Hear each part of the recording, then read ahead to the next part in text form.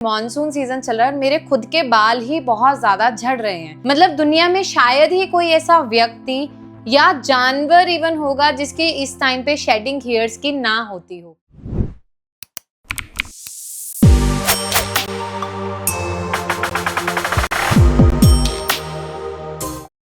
Hello everyone, welcome to उपासना की दुनिया। कैसे हो आप सब? उम्मीद करती हूँ सब बहुत अच्छे हैं, सबकी लाइफ बहुत अमेजिंग चल रही है। और आज हूँ मैं नाइट ड्रेस में, बिल्कुल, क्योंकि आज मैं आपके साथ जो होम हैक है वो परफॉर्म करने वाली हूँ अपने ऊपर। क्योंकि मैंने सोचा यार मॉनसून सीजन चल रहा है और मेरे खुद के बाल ही बहुत ज़्यादा झड़ रहे हैं।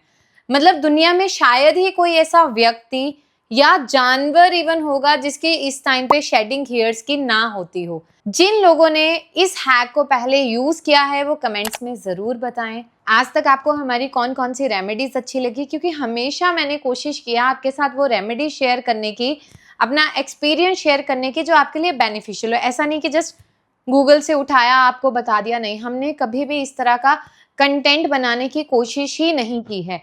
अगर आप हमारे चैनल पे बिल्कुल नए हैं, चैनल को सब्सक्राइब करना है और बेल आइकन जो है, नोटिफिकेशन आइकन, उसको आप प्रेस कर लीजिए। हिबिस्कस, गुड़हल, आप लोग ये प्लेट में देख रहे हैं। यहाँ पे मैंने क्या किया है, गुड़हल के कुछ पत्तियां ली हैं और फूल लिए हैं। कुछ फूल तो मैंने वो भी लिए हैं जो झड़कर नीचे गिर जाते हैं, क्योंकि वो भी उतने ही ज़्यादा बेनिफिशियल हैं। हमारी संहिताओं में हज़ारों साल पहले भी गुड़हल के फूल का, पत्तियों का उतना ज़्यादा महत्व बताया गया। हमारे जो बाल हैं, मैंने बहुत बार बताया, अस्थि धातु का मल है। लेकिन बाल जब झड़ना शुरू होते हैं ना, हम सब चीज़ें भूल जाते हैं और एक अंदर से फ्रस्ट्रेशन होना, एक डिप्रेशन फील होना, पता नहीं क्या क्या चीज़ें होना स्टार्ट हो जाती है और हम समझ ही नहीं पाते कि हम लोग क्या करें। सबसे पहली चीज़, हिबिस्कस का बेनिफिट क्या है? जो इसके फूल हैं, पत्तियां हैं, विटामिन सी इनमें ज़्यादा है, इनमें अमाइनो एसिड प्रेजेंट हैं। अब ये क्या करते हैं? ब्लड सर्कुलेशन को बढ़ाते हैं। तो हम क्या बोलते हैं, हमारे हेयर की ग्रोथ के लिए सर्कुलेशन का हाई होना बहुत ज़्यादा इंपॉर्टेंट है। सर्कुलेशन बढ़ना शुरू हुआ तो धीरे धीरे हेयर फॉल पे अपने आप इफेक्ट आएगा। उसके बाद इसमें एक ऐसा बाइंडिंग एजेंट प्रेजेंट होता है। हम क्या कहते हैं, यार अच्छा ना शैम्पू मिल जाए, अच्छा मास्क मिल जाए, अच्छा कंडीशनर मिल जाए जो हमारे लिए बेनिफिशियल हो। तो इसमें म्यूसिलेज प्रेजेंट होते हैं, एक चिपचिपा सब्सटेंस। जब हम इसका मास्क बनाते हैं वो हमारे हेयर्स के लिए नेचुरल बाइंडिंग एजेंट का काम भी करता है और इनडायरेक्टली एज ए कंडीशनर भी वर्क करता है। उसके बाद इसमें क्या होता है, कुछ ऐसे इंग्रेडिएंट प्रेजेंट हैं जो डिफरेंट वे से हमारे स्कैल्प को स्ट्रेंथ प्रोवाइड करते हैं, हमारे हेयर की शाफ्ट को पूरा स्ट्रेंथ देते हैं, फॉलिकल्स को रिपेयर करने में मदद करते हैं और हमारे स्कैल्प में ना एक बाइंडिंग इफेक्ट प्रोवाइड करते हैं। क्यों? क्योंकि उनके रूट्स में क्या है, बाइंड करना ज़रूरी है। जब वो बाइंड होंगी तो हेयर फॉल ऑटोमेटिकली कम हो जाएगा।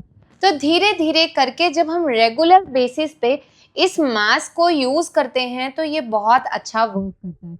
और अभी तो यार मैंने खुद भी सोचा है कि मुझे ना एटलीस्ट मैं आपके साथ 7 डिफरेंट हैक रेगुलर बेसिस पे शेयर करूं और उसको रेगुलर अपने हेयर पे परफॉर्म करूं।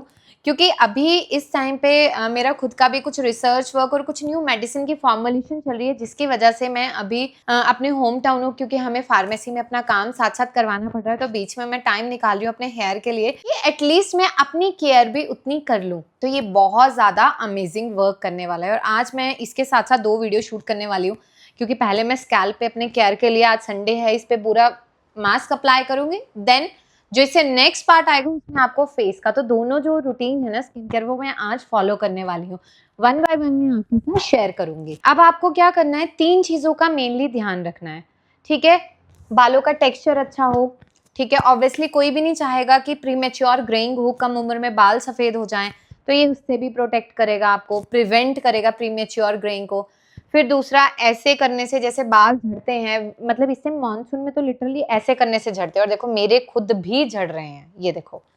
तो मुझे इसी को रोकना है। तो हम लोग ना 7 डेज के बाद फिर से इस एक्सपेरिमेंट को करके देखेंगे कि इसने वाकई में कितना हेयर फॉल को रिड्यूस किया। ऑल दो जैसे मेरे क्या है, अगर वहाँ पे 3-4 हेयर निकल रहे हैं या ये 2 हेयर हैं, बहुत सारे लोगों के इतने इतने गुच्छे निकलते हैं। तो that is the basic difference. तो हमें उस पर काम करना है।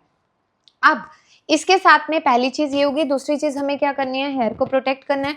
तीसरी चीज हमें क्या करनी है, कुछ लोगों का क्या होता है, स्कैल्प में ना बहुत ज्यादा डेंड्रफ और ड्राइनेस होती है।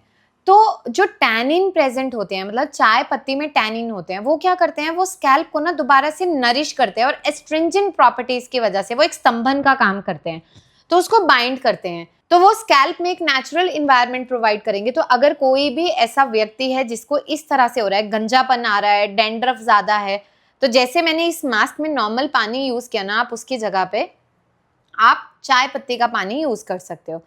तो आप लोग जो वीडियो अब यहाँ पे देख रहे हैं साइड बाय साइड, इसमें मैंने क्या किया, गुड़हल के फूल लिए, पत्तियां ली, ठीक है, उसको छोटे छोटे टुकड़ों में तोड़ा और मैंने जार में ऐड कर लिया। जब उसको ऐड किया उसके बाद मैंने उसमें हल्का सा ल्यूकवार्म वाटर ऐड किया और उसको अच्छे से ग्राइंड किया। फिर मुझे लगा थोड़ा पानी और नीड है, अपनी रिक्वायरमेंट के अकॉर्डिंग मैंने पानी ऐड किया। उसके बाद ये मेरा पूरा मास्क जो है ये रेडी हो गया है और इसको अब मैंने एक बाउल में ट्रांसफ़र कर लिया। तो ये पूरा रेडी है, बिल्कुल ब्लैकिश वॉयलेट सा इसका कलर है और ये बहुत ज़्यादा चिपचिपा है। जब आपका मास्क बन जाए आप अपने टाइम के अकॉर्डिंगली इसको पूरा यूज़ करेंगे। स्टार्ट करते हैं। सबसे पहले मैंने ले लिया है एक छोटा सा टॉवल, क्योंकि मेरी टी शर्ट भी है और वीडियो शूट करने के लिए ऑब्वियसली मैं वॉशरूम में नहीं इसको अप्लाई कर रही हूँ, मैं यहाँ पे बेसिन के आगे कर रही हूँ ताकि आप लोग इजीली उस चीज़ को समझ पाएँ। अब आपको क्या करना है, इस तरह से मास्क को लेना है, ठीक है, और पार्टीशन करके धीरे धीरे जेंटली, जैसे हम किसी शैम्पू को अप्लाई करते हैं ना, इस तरह से इसे पूरा अच्छे से स्कैल्प पे रबिंग करनी है, जिस तरह से मैं यहाँ पे कर रही हूँ। फिर आपको क्या करना है, जैसे आपने पार्टीशन कर लिया, अब आपकी इतनी सी पार्टीशन है, ऑब्वियसली आपको यार हेयर्स को बहुत लंबा करना है, हेल्दी करना है, स्प्लिट एंड्स को ख़त्म करना है, क्योंकि कोई भी इंसान ये नहीं चाहेगा कि उसको स्प्लिट एंड्स बने, है ना।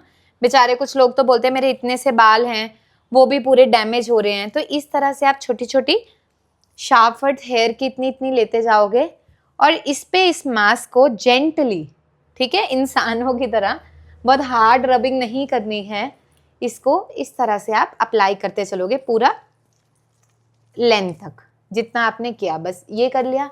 फिर इसको इस तरह से आपने मर्ज कर दिया।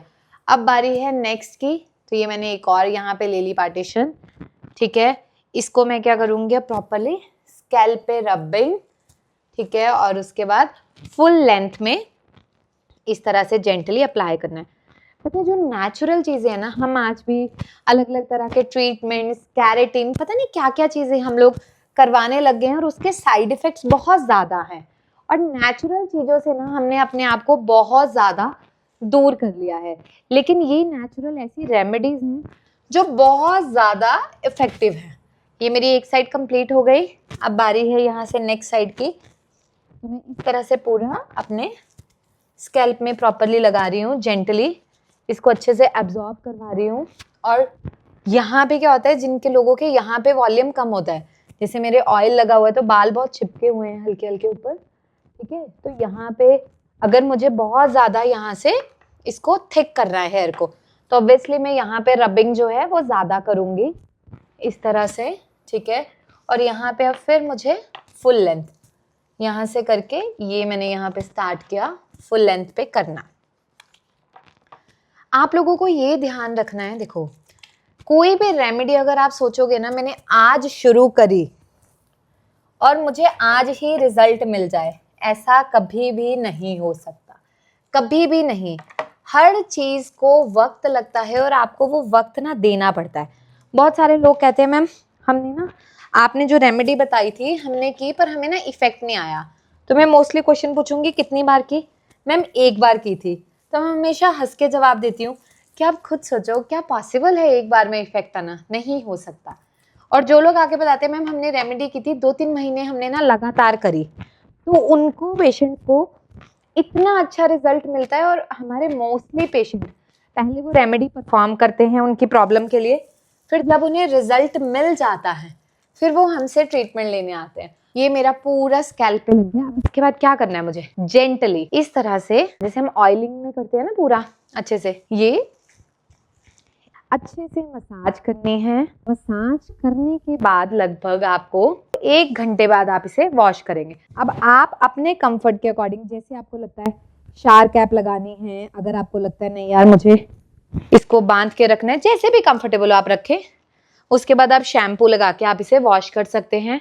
शैम्पू में ज्यादा केमिकल को यूज नहीं करना है, आपको ध्यान रखना है। तो अब आपने पूरा देखा कि मैंने किस तरह से मास्क को अप्लाई किया, पूरे तरीके से मैंने आपको बताया। आपको रेगुलरली यूज करना है, आपके पास जब भी टाइम है, हफ्ते में 2 बार, 3 बार, 1 बार, अकॉर्डिंग टू योर नीड आप इसको स्टार्ट करें।